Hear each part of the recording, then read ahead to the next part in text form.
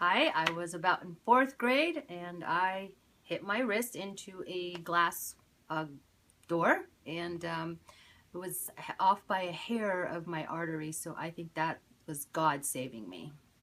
This story was shared with me by Bobby Hasselbrock, a little miracle that happened to her. She was in Bremerton when her sons were really young. They were just babies. And her car died at a very busy intersection. So she got out of the car to push it off the road, and she was holding the steering wheel and pushing the car by herself.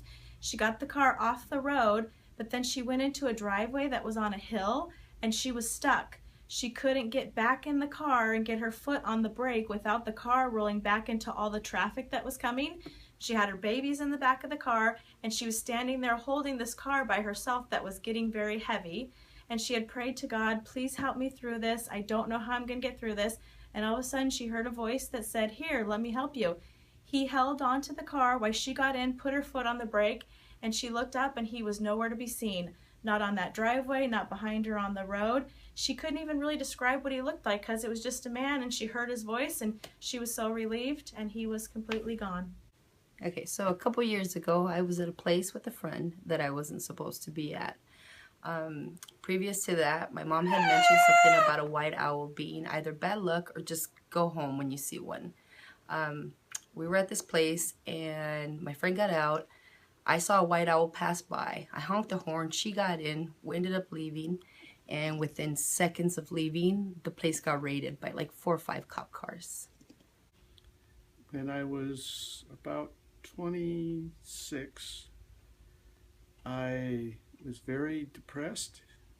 I had been replaced at my job, not out of work, but the job that I had. And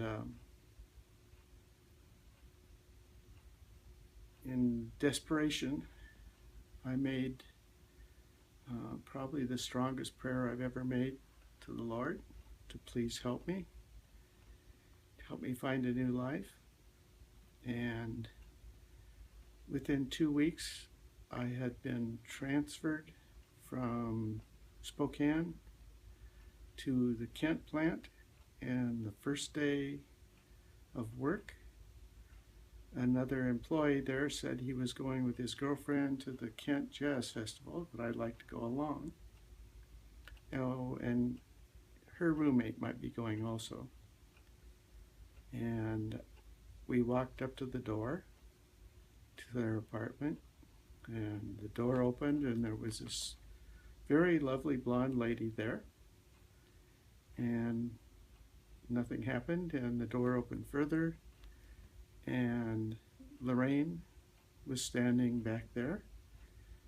There was like a flash of light, and my life completely changed. Like I went to a whole new universe.